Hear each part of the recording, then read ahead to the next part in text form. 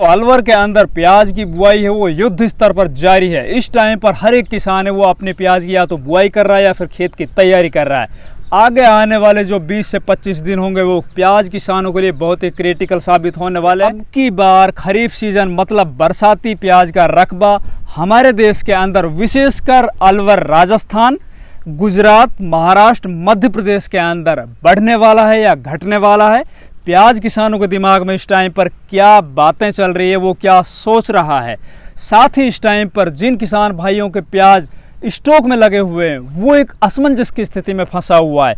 आगे प्याज को वो बेचे या फिर और कुछ दिन के लिए रोके। लगातार बारिशों का जो दौर है वो जारी है और साउथ इंडिया के अंदर जो प्याज की फसल लगी हुई है उस प्याज की एक्चुअल स्थिति अभी क्या बनी हुई है। साथ ही जो प्याज उत्पादक संगठनों ने एक आह्वान कर रखा है कि 16 तारीख से प्याज को मंडियों के अंदर अपन नहीं लेके जाएंगे। हड़ताल का कितना प्रभाव पड़ने जा रहा है, पूरे देश के जो प्याज उत्पादक किसान है वो अब की बार हड़ताल में शामिल होंगे या फिर वो दो गुटों में बटे हुए हैं।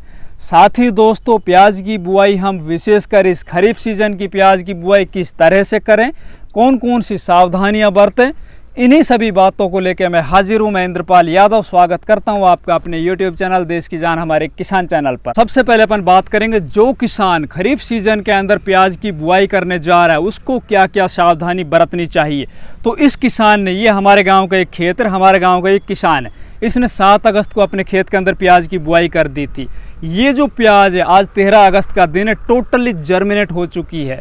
अब अपन चलते हैं अपने खेत के अंदर। मैं आप लोगों को बताऊंगा प्याज लगाने का एक तो सही समय, आपको कब प्याज की बुआई करनी चाहिए, किस तरह से प्याज के खेत को तैयार करना चाहिए, कौन कौन से खाद डालने चाहिए। बात करेंगे अपन प्याज के भाव पर। प्याज के भाव में आगे जाके क्या कुछ होने वाला है, बरसात ने कितनी प्याज को खराब किया है, कितने स्टॉक है वो खराब हो चुके हैं, कितनी मांग है वो निकलने वाली है। साथ ही जो हड़ताल होने वाली है प्याज उत्पादक किसान संगठनों की, उसका कितना व्यापक असर पड़ने वाला है। इन सभी बातों को अपन बारी बारी से लेंगे। तो चलते हैं अब अपने खेत। किसान भाइयों, वीडियो में आगे बढ़ने से पहले एक जरूरी सूचना। हमें आज़ादी मिले 75 वर्ष हो चुके हैं और पूरा देश आज़ादी के 75वें वर्षगांठ पर अमृत महोत्सव मना रहा है, लेकिन हमारी फसलें अब भी जंगली जानवरों से आजाद नहीं हो पाई है। इसी को देखते हुए श्री कृषि एंटरप्राइजेज अमरावती महाराष्ट्र वालों की तरफ से आजादी के 75वें वर्षगांठ के उपलक्ष्य में 15 अगस्त 2022 से 21 अगस्त 2022 तक कोई भी किसान भाई श्री कृषि एंटरप्राइजेज से झटका मशीन की खरीदी करता है या फिर 2000 रुपए देकर बुकिंग कराता है, उससे 1075 रुपए का विशेष डिस्काउंट दिया जाएगा। वीडियो के डिस्क्रिप्शन बॉक्स में दिए हुए नंबरों पर फोन करके या व्हाट्सएप करके इस ऑफर का लाभ उठा सकते हैं। ये मेरा 2 एकड़ का प्लॉट है। इस प्लॉट की मैं अभी 4-5 बार जुताई कर चुका हूँ और इस प्लॉट की अगर अपन बात करें कि मैं प्याज की बुआई कितनी तारीख से करने जा रहा हूँ, तो मैं 20 अगस्त को इस खेत के अंदर प्याज की बुआई करूंगा। टोटल मेरी जो बुआई होगी पूरे खेतों के अंदर वो 30 अगस्त तक कंप्लीट हो जाएगी। मतलब 10 दिनों के अंदर अंदर मैं पूरी कंप्लीट बुआई कर चुका हूँगा। अब बात करते हैं हमारे देश के अंदर अब की बार खरीफ सीजन की जो प्याज की बुआई है वो पिछले साल की अपेक्षा बढ़ने वाली है, घटने वाली है। तो मेरे पास जितने भी आंकड़े हैं या फिर मेरे एरिया के अंदर अगर मैं खुद की बात बताऊं कि मेरे गांव के अंदर प्याज की बुआई वो कितनी होने वाली है, या फिर जैसे गुजरात है, महाराष्ट्र है, मध्य प्रदेश है, वहाँ के किसानों से जो मेरा अटैचमेंट है, जो वहाँ से बात निकल के आ रही है, तो पिछले साल की अपेक्षा अब की बार खरीफ सीजन की मतलब इस बरसाती सीजन के अंदर जो प्याज की बुआई होने जा रही है वो पिछले साल की अपेक्षा 30% कम बुआई होने जा रही है। अगर मैं बात करूं अपने एरिया की मतलब अलवर जिले के अंदर अब की बार प्याज की बुआई कम या ज़्यादा होने वाली है, तो मेरा जो सर्वे है वो बोलता है कि अलवर जिले के अंदर पिछले सालों के अपेक्षा अब की बार मात्र 10% प्याज कम बुआई होगी। 10% कम प्याज बुआई होने का कारण ये है कि जिन किसान भाइयों ने पिछले साल पहले बार प्याज की बुआई की थी और उनके जलीबी रोग लग गया था, वो किसान अब की बार प्याज की बुआई नहीं करेंगे।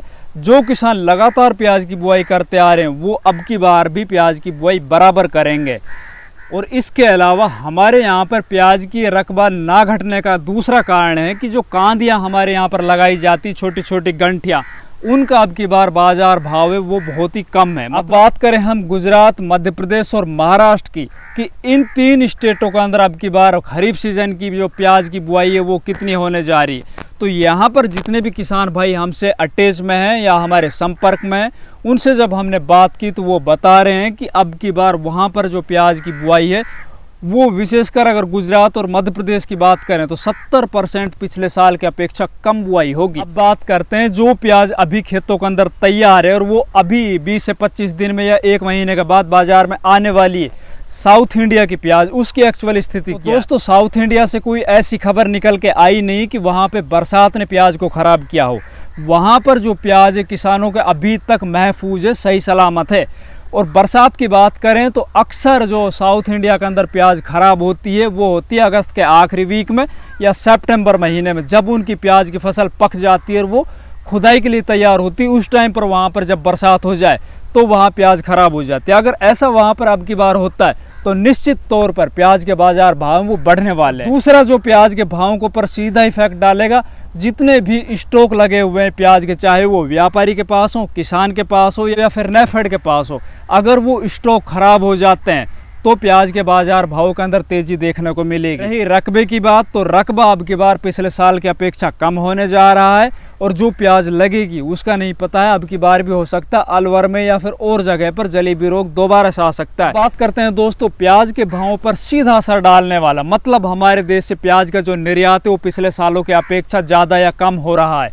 तो दोस्तों प्याज का जो निर्यात है वो तो लगातार जारी है, लेकिन पिछले सालों की अपेक्षा अब की बार निर्यात कम है, क्योंकि उन देशों के अंदर प्याज की जो डिमांड है वो ज़्यादा बढ़ नहीं पा रही है। दोस्तों, जो किसान संगठनों ने हड़ताल का आह्वान कर रखा है उसका प्याज के भाव पर कितना असर पड़ने वाला है, तो देखिए अगर प्याज के किसान, प्याज के व्यापारी एकजुट होकर और इस हड़ताल को अपना पूरा सहयोग देते हैं, पूरा समर्थन देते हैं, तो सीधा सीधा बाजारों के ऊपर असर पड़ेगा। अगर मंडियों के अंदर प्याज की सप्लाई बाधित हो जाएगी तो प्याज के बाजार भाव वो बढ़ जाएंगे, लेकिन इसके विपरीत मेरे हिसाब से किसान है वो दो गुटों में बट जाएंगे, क्योंकि जिन किसानों की प्याज अभी इस टाइम पर जिनके स्टॉक खराब हो रहे हैं उनके दिमाग में एक बात चलेगी कि यार हमारी प्याज अगर इस टाइम पर अपन रोक लेते हैं तो हमारी प्याज वो खराब हो सकती है। साथ ही व्यापारी है वो भी हो सकता है कि किसानों के साथ ना आए। सीधा सीधा किसान और व्यापारी के ऊपर डिपेंड करेगा कि वो इस हड़ताल को अपना कितना समर्थन देते हैं। साथ ही गवर्नमेंट के पास दूसरा हथियार होगा, अगर किसान और व्यापारी प्याज को बाजार में नहीं लाएंगे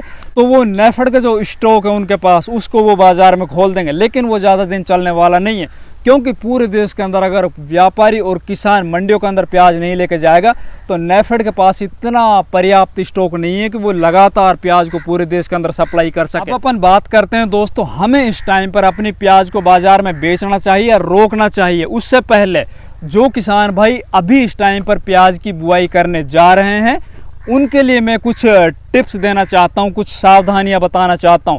तो दोस्तों, एक तो आप अपने खेत की अच्छे से जुताई कर लीजिए। जुताई करने के बाद खेत में देसी खाद डालिए। देसी खाद डालने के बाद पर एकड़ के हिसाब से मैं अगर आप लोगों को बताऊं, खेत की तैयारी करते वक्त आप 2 bag single super phosphate, 1 bag DAP, 1 bag muriate of potash और 1 बैग आप यूरिया, इन सभी को मिला लीजिए। साथ ही आप 3 किलो पर एकड़ के हिसाब से सल्फर ले लीजिए। इन सबको मिलाकर अपने खेत के अंदर बेसल डोज में डाल दीजिए। बेसल डोज में डालने के बाद अपने खेतों के अंदर आप मेड़ निकाल दीजिए।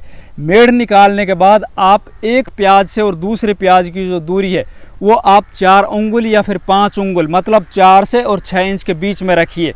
1 एकड़ के अंदर अगर आप कांदियों से बुआई करने जा रहे हो तो आपको 8 क्विंटल बीज की आवश्यकता पड़ेगी।